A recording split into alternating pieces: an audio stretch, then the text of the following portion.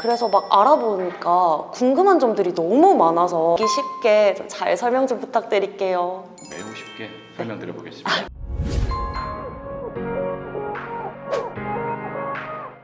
안녕하세요. 렛미인의 김태용 대표입니다. 오늘은 렛미인 게스트 세정 씨를 모시고서 장기 렌트에 대한 전반적인 질문을 한번 받아보는 시간을 가져보겠습니다. 네, 안녕하세요.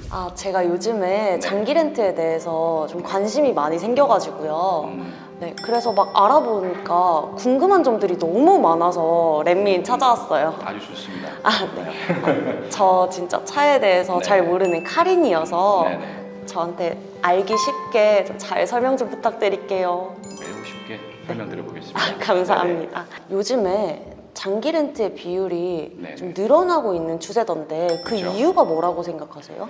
쉽게 설명드리면은 네. 요즘에 거의 렌트가 아닌 것들이 없어요.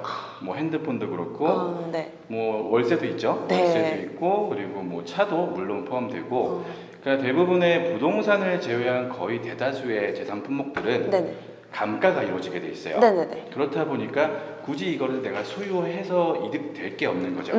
득되게 전혀 없다 보니 이거를 왜 굳이 내 재산으로 잡아가지고 세금을 올릴 필요는 없잖아요. 맞아요. 네네. 그렇다 보니 자연스럽게 렌트가 예전에는 사업자 위주의 상품이었다면은 요즘은 개인도 많이 사용하고 있는 추세입니다. 네. 네네. 그런데 저는 아무래도 네네. 할부가 조금 더 익숙하긴 하거든요. 음. 장기 렌트가 할부보다 좀 더 좋은 점은 뭐가 있을까요? 아무래도 초기 부담금이 좀 없다. 완전히 없진 않은데 네, 없을 수도 있다라는 점과 그리고 차량을 좀 자주 바꾸잖아요. 요즘은 네네네, 저도 맞아요. 한 3년 타면 지겨워요. 지겨워서 보통 한 4년에 한 번 바꾸는 것 같은데 이런 분들한테는 그냥 반납하고서 네, 새로운 차를 다시 계약하시면 되니까 이런 점들도 가장 좋고 네. 그리고 이제 뭐 초보 운전자들 아, 이제 보험이 사고가 나면 수가가 엄청나게 많이 올라가거든요. 보험금이 안 올라가요? 그렇죠. 왜냐면은 명의가 개인 게 아니고 네네. 그 법인 회사죠. 캐피탈 거. 그렇다 보니까 내가 사고를 내도 전혀 지장이 없는 거죠. 네. 되게 좋은 점이 생각보다 네. 많네요. 그러면 이게 장기 렌트는 네. 어떤 유형의 사람들한테 조금 더 권하고 싶으세요? 뭐 제가 느끼는 대로 말씀을 드리면은 네네. 사업자 같은 경우는 비용 처리적인 면에서 굉장히 편리합니다. 오, 세금 계산서에는 이제 뭐 자동차세, 네. 그리고 등록세, 취등록세, 그리고 월 대여료, 보험료가 다 포함되어 있기 때문에 세금 처리할 때 한 장 톡 줘버리면 끝나는 거니까 그냥 한 장으로 네네, 끝나는 그렇죠. 거네요. 그리고 저같이 차를 자주 바꾸는 사람은 매우 좋고요. 그래요? 네네. 또 어? 왜 좋냐? 네. 여기서 또 설명을 드려야 되는데 왜 좋으냐면은 아무래도 자동차를 할부로 구매해 보신 분들은 아세요. 네. 할부로 구매하면은 나중에 중고차 가격이라는 게 있는데 네네네. 이거를 잔존 가치라고 합니다.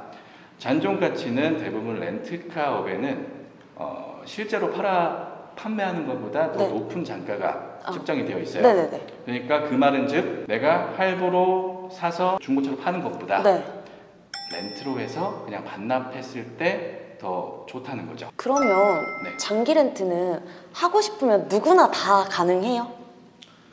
그거는 아닙니다. 굉장히 까다롭습니다. 오. 네, 심사 절차도 까다롭고 일단 무직자는 거의 힘들어요. 그리고 운전면허가 1년 이하일 경우에는 안 된다.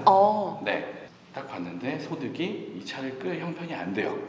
그러면 이것도 안 되겠죠. 와, 어렵네요. 얘기를 들으면서 네. 궁금해진 게 만약에 네. 본인이 신용이 좀 안 좋으면 뭐 부모님이나 네네. 아니면 주변 지인들 명의로 계약이 가능한가요? 가능은 한데 네. 이게 예전에는 되게 쉽게 됐어요. 면허 보증이라고 해서 캐피탈 같은 경우는 쉽게 해줬었는데 요즘에는 좀 많이 막고 있는 추세예요. 그래서 그래요? 네, 개인 사업자나 네네. 법인 같은 경우는 가능한데 개인은 거의 힘들다. 네, 그래서 보통 어떻게 하냐면은 부모님 명의로 해서 가족보험이니까 어차피 네, 그렇게 해서 타시는 분들도 있고 믿을 수 있는 분이면은 뭐 상관은 없습니다. 네. 그래요? 저 혹시 네. 신설 사업자분들도 계약이 가능한가요? 신설 사업자. 네. 쉽게 생각하면 신설이라는 것 자체가 사람으로 치면 신생아예요. 그쵸. 네. 신생아한테 차를 빌려준다.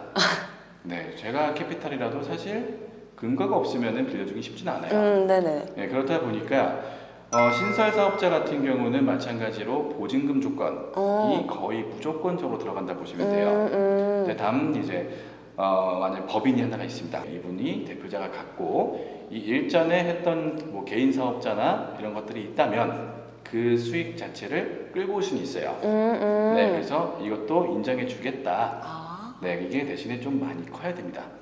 네, 그렇구나. 어정쩡하면은 법인도 보증금이 발생된다. 오. 네네. 되게 생각보다 많이 까다로운 아, 조건들이네요. 그렇죠. 또 요즘은 정말 장기 렌트는 아무나 탈 수 있는 시대인 것 같습니다. 아, 그런 네. 것 같아요. 아까 말씀하셨던 거랑 조금 연관된 질문이긴 한데요. 네. 만약에 무직자가 네. 신용등급이 굉장히 좋고 음, 그러면 계약이 가능할까요?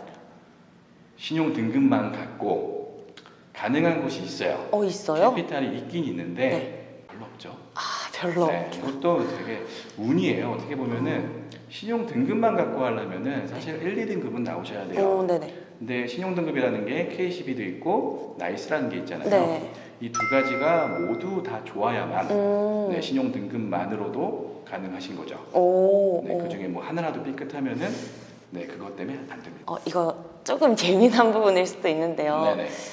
그냥 직접적으로 여쭤보자면 네네. 장기 렌트의 단점은 뭐가 있을까요? 많이 듣는 말은 번호판이에요. 아, 히읗 예. 또 없나요? 차를 내 마음대로 내 입맛대로 고칠 수가 없어요. 되는 것들도 있어요. 그런 거는 이제 캐피탈사에 전화를 하셔서 내가 이러한 튜닝을 할 건데 네. 협의가 가능하겠는가? 아, 라고 물어보고 네네. 캐피탈사에서 오케이 그 정도는 괜찮다 라고 하면은 상관이 없어요. 네. 네, 근데 그 외의 것들을 건드리면은 그건 나중에 꼭 책임을 지셔야 됩니다. 아, 네. 뭔가 오늘 네. 되게 저 카린인데 네네. 이해가 쏙쏙 돼가지고 뭐 이해가 되셨다고 하니까 뭐 저로서는 굉장히 좋고요. 네. 오늘 정말 유익한 시간이었는데요. 만약에 이 영상이 도움이 되셨다면 꼭 구독과 좋아요 한 번씩 눌러주세요.